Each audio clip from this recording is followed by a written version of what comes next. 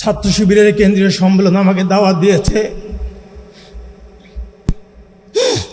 মা আমাকে জড়িয়ে ধরে হাউমাউ করে কান্না করে উঠতেছিল, বাবা তোমার যাওয়া দরকার নাই, আমার একটা ছেলেকে হারিয়েছি, তোমাকে হারালে আমি আর বাঁচবো না। ওসমান হাদি যখন রাজপথে বক্তৃতা দিত, ফ্যাসিস্টদের চোখে চোখ রেখে শাহবাগে দাঁড়িয়ে নারায়ে তাকবীর স্লোগান দিত,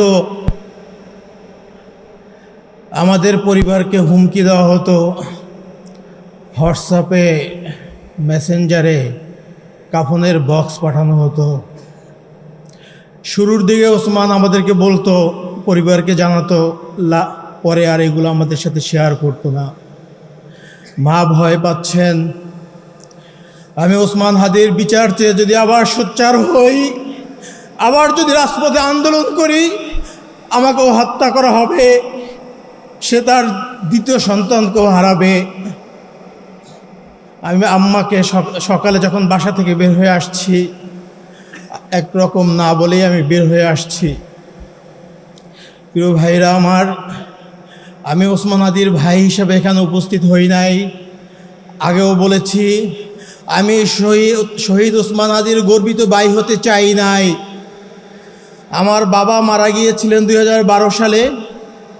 সেই 2012 সালের থেকেই আমরা দুই ভাই একই বাসার কাছাকাছি থাকতাম। জুলাই আন্দোলনের সময় রামপুরাতে দুই ভাই একই সাথে আন্দোলন করেছি, একই সাথে পুলিশের ভয়ে পালিয়ে পালিয়ে বেরিয়েছি। 5ই আগস্টের পরে আমার ব্যক্তিগত ব্যবসা বাণিজ্য সব ছেড়ে ইনকিলাব মঞ্চ প্রতিষ্ঠা করার জন্য ওসমানের সাথে দিন রাত এক করে আন্দোলন করেছি। ওসমান আমাকে বারবার বলতো, ভাই আমি যদি শহীদ হয়ে যাই, এই আন্দোলন আপনাকেই কন্টিনিউ করতে হবে, আপনি যথাসম্ভব চেষ্টা করবেন একটু ক্যামেরার পিছনে থাকতে, একটু আড়ালে থাকতে, মানুষ যদি বুঝতে না পারে আপনি আমার ভাই। ওসমান হাদি যতদিন বেঁচে ছিলেন, যারা আমাদের ইনকিলাব মঞ্চের কর্মী ছিলেন, এখানে অনেক ভাইরা আছেন যারা আমাদেরকে চিনতেন, প্রত্যেকটা আন্দোলন সংগ্রাম মিছিল মিটিংয়ে আমি তার সাথেই ছিলাম, কিন্তু কখনো সামনে আসার প্রয়োজন মনে করি নাই। কিন্তু আজকে আমার ভাই শহীদ হওয়ার কারণে তার বিচারের দাবি নিয়ে আপনাদের সামনে আমাকে হাজির হতে হয়েছে। প্রিয় ভাইরা আমার, ওসমান হাদির চিন্তা চেতনা, চিন্তা শক্তি সারা বাংলাদেশে মানুষের কাছে পৌঁছে দেওয়ার একমাত্র মাধ্যম হতে পারে আজকে যারা এখানে উপস্থিত হয়েছেন। প্রত্যেকটা ক্যাম্পাসের প্রতিনিধি আছেন, প্রত্যেকটা জেলা উপজেলার প্রতিনিধি আছেন। আপনারা আমাকে বলেন, ওসমান হাদির আদর্শকে আপনারা বাংলাদেশের 56,000 বর্গ মাইলে পৌঁছে দিবেন। ওসমান হাদি শাহবাগে দাঁড়িয়ে বলছিলেন, এ আল্লাহর জমিনে আমরা কাউকে ভয় পাই না, আমাকে যদি হত্যা করা হয়, আমার পরবর্তী ভাইরা, আমার সন্তানরা এই আন্দোলনকে চালিয়ে নিয়ে যাবে। আধিপত্যবাদের বিরুদ্ধে আমাদের লড়াই চলবে, বাংলাদেশের ইনসাফ প্রতিষ্ঠার জন্য আমাদের লড়াই চলবে, সততার জন্য আমাদের লড়াই চলবে। যতদিন বেঁচে আছি এই আল্লাহর জমিনে সংগ্রাম করে শহীদ হয়ে যাব। প্রিয় ভাইরা আমার, আল্লাহ ওসমান হাদিকে শহীদ করেছেন। কি প্রস্তুতি নিয়েছিলেন আমি জানি না। এক শুক্রবার সকালবেলা সে সকল প্রস্তুতি নিয়ে জুমার নামাজ পড়তে আসছে। জুমার নামাজ পড়ে ফেরার পথে সে গুলিবিদ্ধ হয়েছে। পরবর্তী শুক্রবার রাতে সে শাহাদাত বরণ করেছে সিঙ্গাপুরে। ঘটনার 2 সপ্তাহ আগ থেকে খুনি আমাদের সাথে সাথে ঘুরে। আমরা কোনোভাবেই বুঝতে পারছিলাম না যে এই খুনি আমাদের খুব কাছ থেকে এত পরিকল্পিতভাবে রেকি করছিল ওসমানকে খুন করার জন্য। সে একাধিকবার অ্যাটেম্প নেওয়ার পরেও সে ব্যর্থ হয়েছে। আমরা পরবর্তীতে ভিডিওগুলো দেখেছি। কালচারাল সেন্টারের ভিতরে তাকে শ্যুট করতে চেয়েছে, আরেকজন হঠাৎ করে চলে আসার কারণে সে শ্যুট করতে পারে নাই। কিন্তু আল্লাহ তাকে জুমাবার শুক্রবারই কবুল করেছেন, এই জন্য খুনি শুক্রবার তাকে শ্যুট করে সফল হয়েছেন। প্রিয় ভাইরা আমার, আমি আর কাঁদতে চাই না। পরিবারের দিকে তাকিয়ে আমার ছোট বোন ভাইদের আহাজারি আর দেখতে চাই না। আমি আপনাদের কাছে একটাই দাবি জানাতে চাই, 2-3টা ইস্যুকে সামনে রেখে এই দাবি যদি আপনারা বাস্তবায়ন করতে না পারেন, এই বাংলাদেশের স্বাধীনতা সার্বভৌমত্ব আছে বলে আমরা মনে করি না। যে স্বাধীন বাংলাদেশে আল্লামা দিলওয়ার হোসেন সাঈদীর সাক্ষীকে ভারতের কারাগারে পাওয়া যায়, যে ওসমানের খুনি করার 6 ঘন্টার ভিতরে বাংলাদেশ বর্ডার পার করে যায়, এই দেশের স্বাধীনতা সার্বভৌমত্ব আছে বলে আমি বিশ্বাস করি না। প্রিয় ভাইরা আমার, এই 56,000 বর্গ মাইলে আজাদির লড়াই আপনাদেরকে শুরু করতে হবে। এই মুসলিম বঙ্গে মানুষের মুক্তি আসা না পর্যন্ত আপনারা করে ফিরে যাবেন না, আমাকে ওয়াদা করেন। ভাইরা আমার, বিগত 16 বছর ফ্যাসিস্টদের কারণে মানুষের বাক স্বাধীনতা নষ্ট হয়েছে, মানুষের মৌলিক অধিকার নষ্ট হয়েছে, মানুষের জীবনের কোনো নিরাপত্তা নাই। আমরা ঠিক সেই আশঙ্কাই করতেছি, আবার সেই ভয়ের রাজ্যে বসবাস করার দিকে যাচ্ছি। আমাদেরকে মানুষ ভয় দেখাচ্ছে, সামনে নির্বাচন, তোমরা এই খুনের দাবি তুলিও না, এদেশে আবার কোন সরকার ক্ষমতায় আসবে, তারা তোমাদেরকে কথা বলতে দিবে না। আমি আপনাদের কাছে বলতে চাই, কোন সরকার ক্ষমতায় আসবে কি আসবে না সেই সিদ্ধান্ত জনগণ নিবে। যদি আপনারাই কোন সরকার ক্ষমতায় আসবে আওয়ামী লীগের মডেলে নির্বাচন করে আবার আধিপত্যবাদীদের ক্ষমতায় আনতে দেন, এর জন্য আপনারাই দায়ী থাকবেন। প্রিয় ভাইরা আমার, ওসমান হাদির ভাই হিসেবে বলতে চাই নাই, একজন সহযোদ্ধা হিসেবে বলতে চাই, আগামীর বাংলাদেশ কিভাবে নির্মাণ হবে সেই সিদ্ধান্ত আপনাদেরকে নিতেই হবে।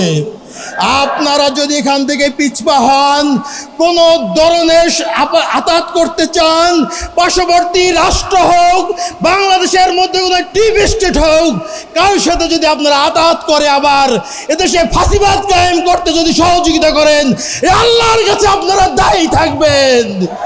প্রিয় ভাইরা আমার, ওসমান হাদির রক্তের বিনিময়ে এই বাংলাদেশ আধিপত্যবাদ মুক্ত হোক, এই বাংলাদেশে ইনসাফ কায়েম হোক, এই আশাবাদ ব্যক্ত করে আমি আমার সংক্ষিপ্ত বক্তব্য শেষ করছি। ধন্যবাদ। আসসালামু আলাইকুম রহমতুল্লাহ।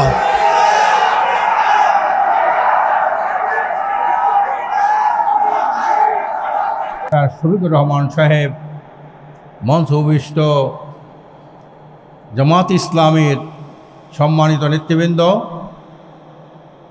বিভিন্ন বিদেশ থেকে বিভিন্ন অতিথিবৃন্দ, আমার বিভিন্ন দলের নেতৃবৃন্দ,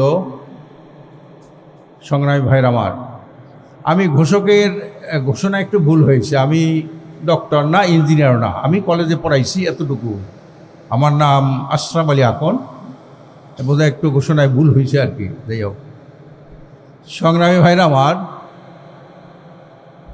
আজকের একদিকে আমরা একটা গর্বিত জাতি, বাংলাদেশ একটি গর্বিত জাতি এই জন্যে যে দেশের 92% মানুষ আল্লাহ এবং আল্লাহ রসুলে বিশ্বাস করে।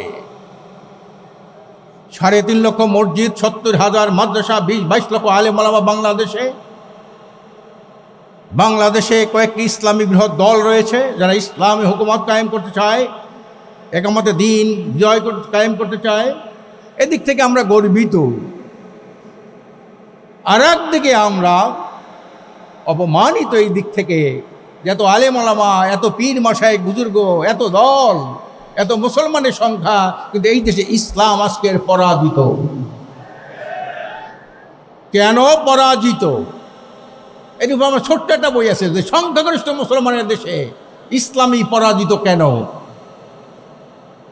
এই বিষয়টা আমার মনে হয় আগামী দিনের যারা ভবিষ্যৎ ইসলামী বিপ্লবের অগ্রসৈনিক, ছাত্র শিবিরের কর্মী ভাইদেরকে আমি অনুরোধ করব, আমাদের এই বিষয়টা গবেষণা করা দরকার। কোন সমস্যা আছে আমার দেশে? ইসলামী দলের সমস্যা নাই, মসজিদ মাদ্রাসার সমস্যা নাই, আলেম ওলামার সমস্যা নাই। সমস্যা কি জন্যে, বাধা কোথায় আমার এই দেশে ইসলাম হুকুমত কায়েমের জন্যে?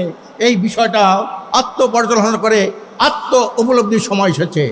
সংগ্রামী ভাইরা আমার, আজ দেশ স্বাধীন হয়েছে 54 বছর।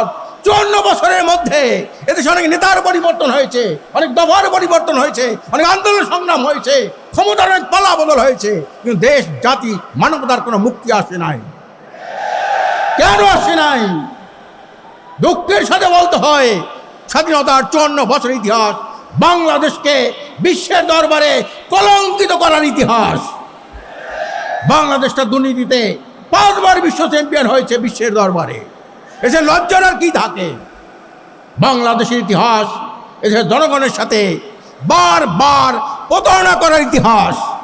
54 বছর ইতিহাস ক্ষমতাসীনদের পার্লামেন্টকে একটি দুর্নীতিবাজদের ক্লাব করে পরিণত করার ইতিহাস। আজকের দেশে যত বড় নেতা তত বড় চোর, বাস্তব প্রমাণ হয়েছে, পত্র পত্রিকা এসেছে। এরা লজ্জার ঘৃণার যা শাসন করবেন আর জনগণের টাকা চুরি করবেন, জনগণের টাকা দিয়ে বন্দুক কিনে সেই জনগণের উপরে নিক্ষেপ করে জনগণকে হত্যা করবেন, এইটা এদেশের জনগণ আর মানবে না। তাই আমরা আজকের দেশপ্রেমিক এবং ইসলামী 8টি দল আজকের আমরা নির্বাচনী সমঝোতা করেছি। আগামীতে এই দেশকে বদলে দিতে হবে, এই জাহেলি আদরকে খতম করতে হবে। শুধু জাহেলি ভেদ করে আলো আসলেই হবে না, এই জাহেলি সমাজকে ভাঙতে হবে, ইসলামী সমাজ গড়তে হবে। এর অতন্দ্র প্রহরী ভূমিকা পালন করতে হবে ছাত্র শিবির এবং ছাত্র সমাজকে। আজকে 74-এ, আজকে 5ই আগস্টে আজকে কি হয়েছে? দেশে একটা অভ্যুত্থান হয়েছে। অভ্যুত্থানে মানুষ আশা করেছিল যে এই দেশে ন্যায় বিচার প্রতিষ্ঠা হবে, সুশাসন প্রতিষ্ঠা হবে, একটা সুষ্ঠু ভোট হবে। আজকে তার কোনো আলামত আমরা দেখতে পাই না।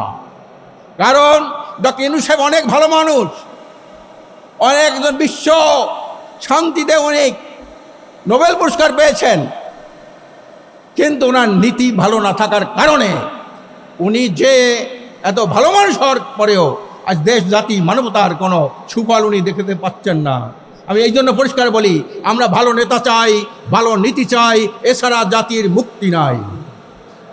নেতা ভালো নীতি খারাপ, নীতি ভালো নেতা খারাপ নো, এই দুইটা সমন্বয় করতে হবে।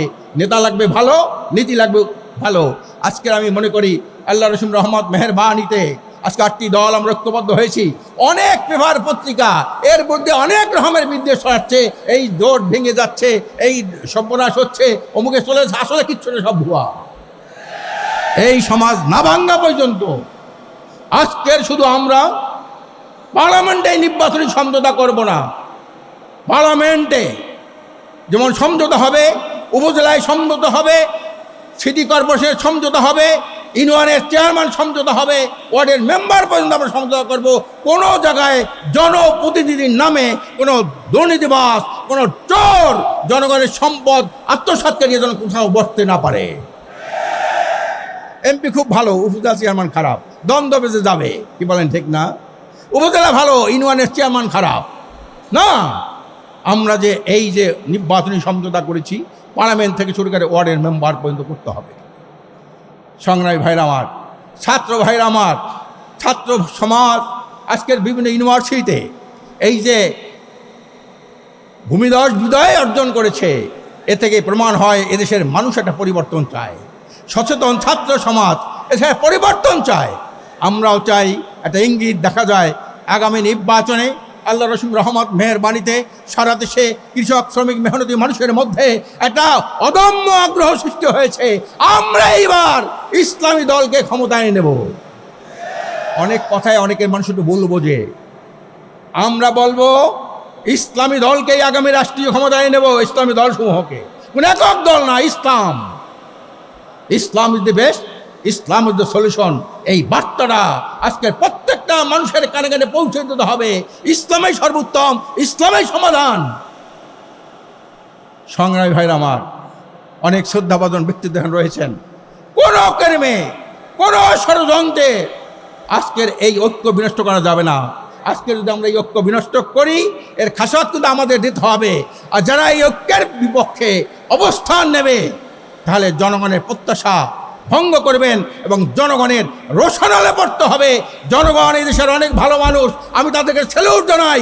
এই জনগণ মুসলিম লীগকে ক্ষমতা বসেছিল, 7 বছরের ব্যবধানে মুসলিম লীগকে মাটির নিচে দাবি দিয়ে যুক্তফ্রন্টকে ক্ষমতা আনলো, যুক্তফ্রন্ট ক্ষমতা আনলো। আবার 7 বছরের মধ্যে আইয়ুব খানের দালালি করার কারণে যুক্তফ্রন্টকে দাবি দিয়ে আওয়ামী লীগকে আনলো, 75 সালে আওয়ামী লীগকে কবর দিয়ে দিল। এরপরে বিএনপি আনলো, বিএনপির পতন হইলো, জাতীয় পার্টি আসলো, জাতীয় পার্টির পতন হইলো, আবার বিএনপি। এভাবে কিন্তু জনগণ যার জনগণের প্রত্যাশাপূর্ণ অঙ্গীকার করে জনগণ তার পক্ষে সমর্থন জানায়, যখন অঙ্গীকার পালনে ব্যর্থ হয় তখন কিন্তু তার মাটির নিচে নামিয়ে দেয়। এই জন্য এদেশের জনগণ ভালো, জনগণকে স্যালুট জানাই। আমি পরিষ্কার বলতে চাই, ইসলামী দলগুলি আপনাদের সামনে যে ওয়াদা করেছে, আমরা যদি পালন করতে না পারি, বাস্তবায়ন করতে না পারি, আপনারা ঐক্যবদ্ধভাবে আমাদেরও মাটির নিচে নামিয়ে দিয়ে। এইবার আপনাদের অনুরোধ জানাই, একটি বারের জন্যে দেখেন ইসলাম কি জিনিস। আমরা ইসলাম শুধু বললাম, হ্যাঁ, কিন্তু এটা বাস্তবায়ন করতে পারলাম না। ইসলামী আইন ছাড়া, রাষ্ট্রীয় ক্ষমতা ছাড়া ইসলাম বাস্তবায়ন করা যায় না। সংগ্রামী ভাইরা, আমরা আসুন, আজকের শিবিরের ভাইদেরকে আমি ধন্যবাদ জানাই। তাদের ত্যাগ কোরবানি ইতিহাস আমি জানি। যত ত্যাগ হবে, যত শহীদ হবে, যত রক্ত ঝরবে, ততই বিপ্লবের পথ সহজ হবে। আমি আবারও জানাই, এই জাতিকে ঐক্যবদ্ধ করার কাজে আপনারা ঐক্যবদ্ধ হবেন, আপনারা সংঘবদ্ধ হবেন এবং সুচিন্তিত আপনারা মতামত জাতির সামনে পেশ করবেন, জাতির কাছে একটি সুন্দর মেসেজ পাঠাবেন। তাহলেই কিন্তু আগামী দিনে আমরা এই জাহিলি সমাজ ভাঙতে পারবো, জাহিলি ইসলামী সমাজ গড়তে পারবো। এই আহ্বান রেখে আমি আমার বক্তব্য শেষ করছি। ওমা তৌফিকি ইল্লা বিল্লাহ।